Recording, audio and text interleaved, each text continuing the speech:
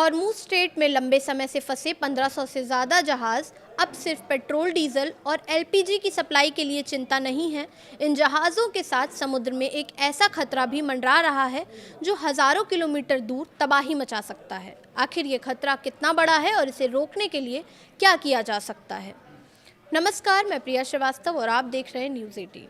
Hormuz straight दुनिया के सबसे अहम समुद्री मार्गों में से एक। लंबे समय से यहाँ जहाज़ों की आवाजाही बाधित होने से इसका असर तेल, गैस और वैश्विक व्यापार पर पड़ रहा है। लेकिन अब इस संकट का एक और पहलू सामने आया है, समुद्री जैव सुरक्षा का खतरा। फारस की खाड़ी में लंबे समय से बड़े 1500 से ज़्यादा वाणिज्यिक जहाज़ों को लेकर वैज्ञानिकों ने चिंता जताई है। वजह है इन जहाज़ों की बाहरी सतह पर जमा होने वाले समुद्री जीव, शैवाल, परजीवी और दूसरे माइक्रो ऑर्गेनिजम्स। दरअसल जब कोई जहाज़ लंबे समय तक समुद्र में एक ही जगह खड़ा रहता है तो उसके निचले हिस्से पर समुद्री जीव चिपकने लगते हैं। इस प्रक्रिया को बायोफ्यूलिंग कहते हैं।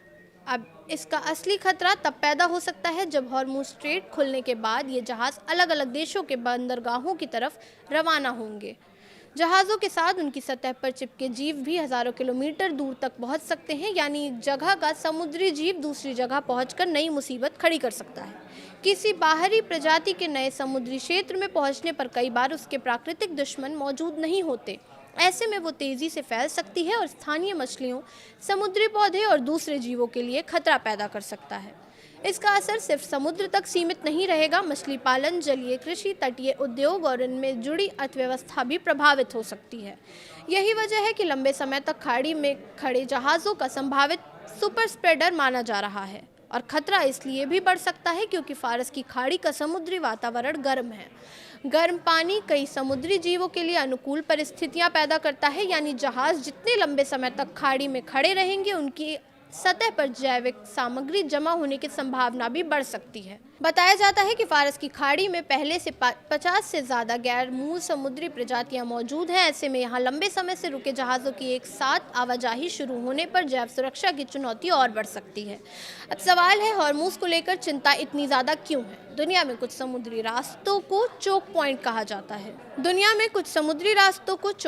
कहा जाता है। ये ऐसे रणनीतिक मार्ग हैं जहां आवाजाही बाधित होने पर वैश्विक समुद्री व्यापार प्रभावित होता है। स्वेज नहर में 2021 की घटना और पनामा नहर में सूखे की स्थिति ने दिखाया है कि किसी महत्वपूर्ण समुद्री मार्ग की रुकावट कितनी बड़ी समस्या बन सकती है। लेकिन हॉर्मुज़ में चिंता का नया पहलू है, जहाज़ों का लंबे समय तक एक ही समुद्री क्षेत्र में खड़े रहना। अब सवाल है कि इस संभावित खतरे को लेकर इसकी रोकथाम कैसे की जाए। एक्सपर्ट्स के मुताबिक हॉर्मुज़ क्षेत्र से निकलने वाले जहाज़ों की जांच ज़रूरी है। जहाज़ की बाहरी सतह पर जमा जीवों और जैविक सामग्री की पहचान की जा सकती है।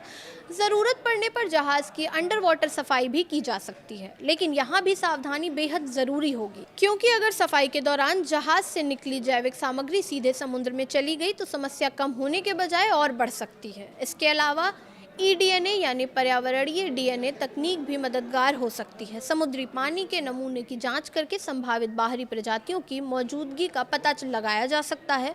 ऑस्ट्रेलिया और न्यूजीलैंड जैसे देशों में समुद्री जैव सुरक्षा के सख्त नियम हैं। वहाँ संदिग्ध जहाज़ों की जांच और ज़रूरत पड़ने पर सफाई की व्यवस्था है।